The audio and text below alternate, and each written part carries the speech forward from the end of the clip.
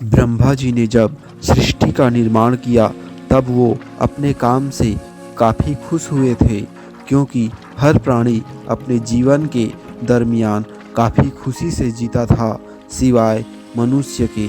मनुष्य अपने जीवन में कभी खुश नहीं रहता था।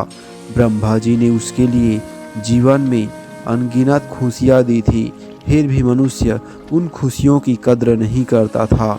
इस समस्या के निवारण के लिए ब्रह्मा जी ने कई देवताओं और गुरुओं से विचार विमर्श किया।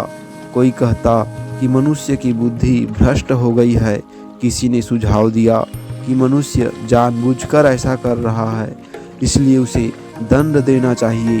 किसी ने कहा उसे खुशियों की अहमियत याद दिलाने की ज़रूरत है। यह आखिरी वाला सुझाव ब्रह्मा जी को काफ़ी पसंद आया, लेकिन अब सवाल यह था कि मनुष्य को खुशियों की अहमियत का एहसास कैसे कराया जाए। फिर से सभी से सुझाव मांगे गए। सबने सहमति से यह तय किया कि मनुष्य को जो खुशियाँ बेहद आसानी से मिलती है, उसे कठिन तपस्या और परिश्रम के बाद मिले, ऐसा कुछ किया जाए। एक देवता ने बताया कि अगर खुशियों को मनुष्य से दूर कहीं छुपा दिया जाए तो वह खुशियों को पाने के लिए परिश्रम करेगा, तब उसे खुशियों की सही अहमियत का पता चलेगी। अब सब इस बात पर विचार करने लगे कि खुशियों को आखिर छुपाया कहाँ जाए।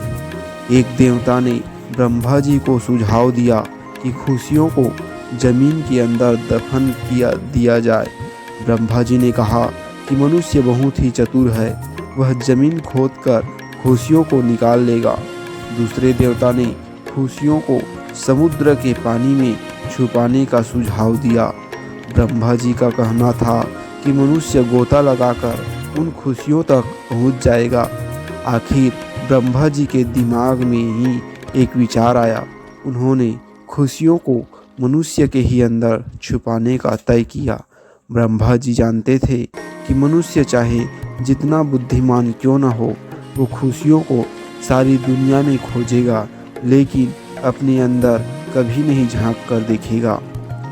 उस दिन से मनुष्य खुशियों की तलाश में इधर उधर भटकता रहता है। छोटी छोटी खुशियों को भूलकर अगली और बड़ी खुशी की तलाश में वर्तमान में मिल रही छोटी खुशियों को भूल जाता है। सबसे ज़्यादा महत्वपूर्ण वह बाहरी वस्तुओं में खुशियाँ तलाशता है, जबकि सच्ची खुशी उसको उसी के भीतर मिलेगी। इस बात को वह भूल चुका है। दोस्तों, इस स्टोरी के लिए एक लाइक और मेरे चैनल को सब्सक्राइब ज़रूर करें।